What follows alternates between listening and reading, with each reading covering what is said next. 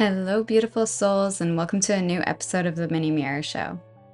On this podcast, we talk about emotional wellness and how to be emotionally responsible. I'm your host, Amira Sookram, and the author of the Guilt-Free Goals book and upcoming book, Feelings-Based Living. On today's episode, I want to talk about what I like to call the sacred pause. So Viktor Frankl has this famous quote that we probably all have heard before, but if you haven't, I'm going to read it to you. And because I don't want to get it wrong, I'm going to pull it up here. So it says, between stimulus and response, there is a space. In that space is our power to choose our response. In our response lies our growth and freedom.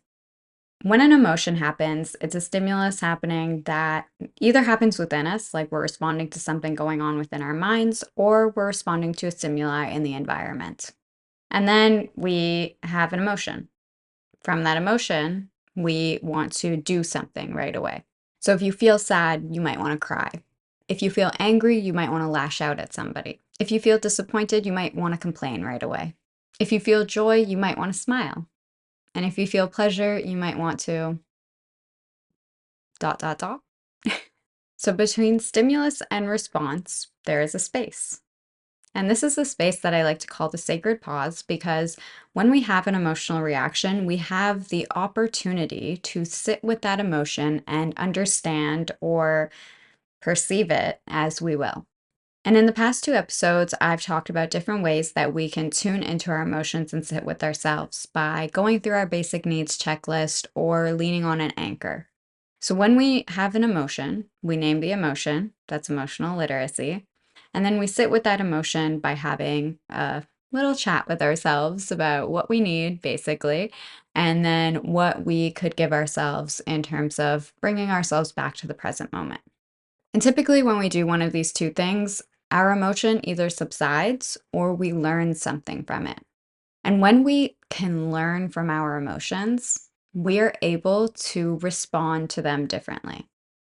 So when I feel sad, yes, I might still cry. That might be part of sitting with my emotion. But I might not bring that sadness into every other interaction that I have throughout the day because I've sat with it and I've listened to it. Another thing that can happen is when I feel sad, I might feel an immediate response to joke about it or to push that sadness away. And then the next time something comes up that brings up that sadness, we react in the way that we should have, maybe when we initially wanted to, when we first felt sad. So when I was younger, my grandfather passed away. And for the 2 weeks before he passed away, or maybe a week and a half, he was in the hospital. And through that time, I had no idea how to process my emotions around grief or sadness. And I held on to a lot of guilt because one day I fell asleep when I should have been at the hospital, and I felt guilty because I wasn't there when he actually passed, but I was there for the week and a half before. And I think most of my family was there, and I kind of felt this little bit of guilt because I was like, I should have been there. And then every other time after that, when I hadn't processed these emotions, as soon as I heard that somebody was in the hospital, I would feel like shut down, I would feel guilty, I would feel depressed, all these sad emotions would come up again. And that's because I didn't take that sacred pause initially, and I jumped to my reaction of feeling guilty. I didn't take time to sit with those emotions because I didn't know how to. And then later in life, when I kept having to grieve different things in my life, I learned more about how to grieve and how to process those emotions. And I sat with those emotions in therapy. I talked about it. I felt them. And I felt them maybe 5 to 7 years after they initially happened. But I took that time to go back and take that sacred pause and take that space in between the stimulus and response. I took that space and I sat with myself. And now when grieving comes up, I'm able to grieve things as they are. And maybe it doesn't happen right away. Maybe it takes a year or years for me to actually go back and process those emotions. But I know that they're still there. I know that space after the stimulus hasn't been sat with. It hasn't been processed, and so I know that I have to go back to it. And so I think this sacred pause is really important because in between stimulus, which might be an emotional reaction, And our response, we have the power to choose how we're going to show up, how we're going to think, how we're going to act. And how we think and act ends up dictating who we are. And I think when we keep taking actions that don't align with who we are, we end up becoming a person we don't like. And so we have to sit with ourselves and be like, if I keep doing this thing that I don't like, is that actually who I am? Or do I just need to sit with myself for longer and stop reacting to everything in my life? Because our reactions are not necessarily going to be the best version of ourselves coming out. And that's okay. We all react. I want to preface this by saying I still react. Just because I understand these things doesn't mean that I'm not human and I don't have compassion for how I feel in the moment. And yet, we can find this balance between being our human selves and having those reactions, and maybe not letting those reactions trickle out into detrimental actions that are going to harm our relationships, our career, and even just our relationship to ourselves and how we think about who we are.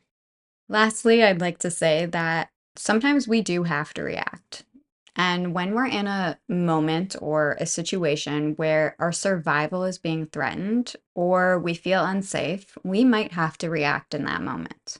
So, some people online say that anger is a very good response to have when we start sitting with our emotions because it tells us where we maybe should have reacted or should have stood up for ourselves in the past, and we didn't. And so now anger comes up because it's like, wait, this never should have happened. I never should have let that person treat me this way. And now I'm angry about it. And it's part of grieving too. All emotions are healthy. And having a sacred pause is not saying that you're not going to feel sad and you're not going to be angry and those emotions aren't going to be there.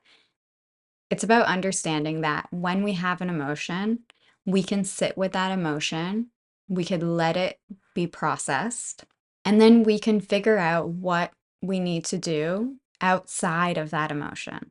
So if we're feeling angry, maybe it's not the best time to have a conversation with our boss telling them all the things they need to change. We can sit with that anger and then write how we feel, process it, and then take time to understand what you need to do, or what I need to do, or what we need to move forward in a way that aligns with who you want to be. So now, when somebody in my life passes, I don't feel that guilt that I should have been there or I should have done this because I understand that it's human to have a life, to take care of myself, and that if I need to sleep, it's not a bad thing and I'm not missing out on anything. Everything happens as it's meant to, which I have a whole video about how to trust the universe in that sense. So, next time you have an emotional reaction, take a moment to pause, sit with yourself, lean on what your basic needs are, how you can meet them, and your anchors, and how you can bring yourself back to the present moment. And after you feel less emotionally reactive, then figure out how you want to respond to the situation. And sometimes it may just be not responding. So, for your insightful, juicy question that I like to end with, think about a time right now in your life where you reacted to a situation and your emotions came out, and you maybe treated somebody you loved not so kindly, or treated yourself not so kindly and did things you weren't proud of. Bring up that moment right now and think about how you would have liked to respond instead of how you reacted. And without guilt, without shaming yourself, understand that you knew what you knew at that time and you did the best with what you knew, and work towards forgiving yourself for that reaction. And you being here, you learning about your emotional wellness and trying to practice emotional literacy, these are all steps in the right direction to get you to practice that sacred pause so that in the future, and as you do this work, things change and you change. And ultimately, when we make those little changes, the world changes and becomes more empathetic. Thank you so much for being here. I'm so grateful for you. Please like, share, subscribe, leave a comment. Check me out on TikTok and Instagram at Amira Sookram. And I will see you next Tuesday. Bye.